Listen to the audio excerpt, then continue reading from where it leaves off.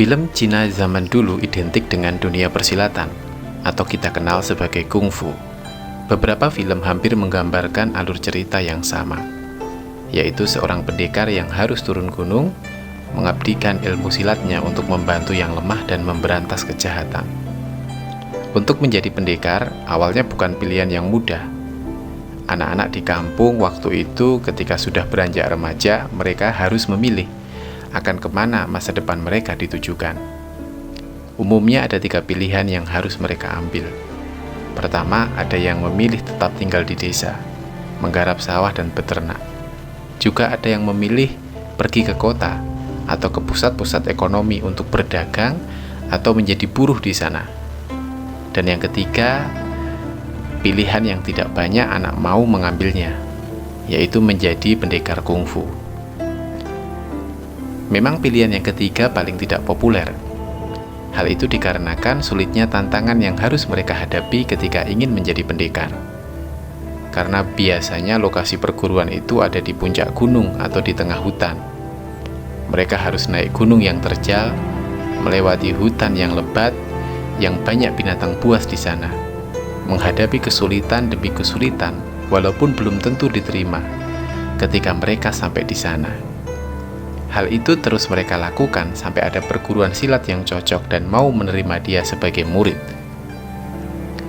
Setelah diterima, mereka tidak langsung berlatih silat, mempelajari jurus, atau belajar ilmu-ilmu lain.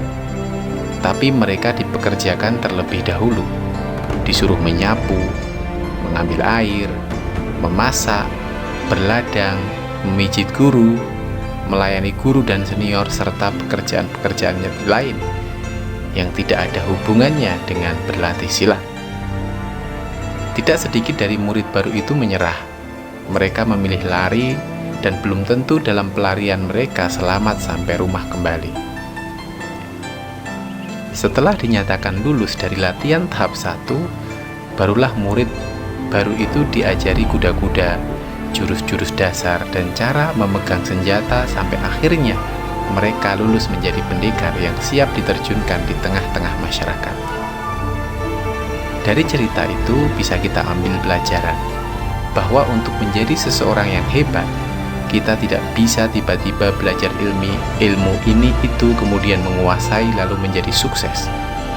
Harus ada pembiasaan agar kita menjadi manusia pekerja keras yang bermental baja, tahan banting, tidak mudah mengeluh, patuh dan disiplin. Dengan memiliki fondasi karakter-karakter tersebut, sebenarnya kita bisa dengan mudah mewujudkan apa yang kita impikan. Maka, jadikan rumah-rumah kalian sebagai perguruan kungfu yang menempa semangat, disiplin, skill, dan pengetahuan kalian. Membiasakan bangun pagi, melakukan pekerjaan-pekerjaan rumah, membantu orang tua, menyiapkan segala kebutuhan kalian sendiri, menepati jadwal yang telah kalian atur, dan banyak hal yang bisa kalian latih dan biasakan.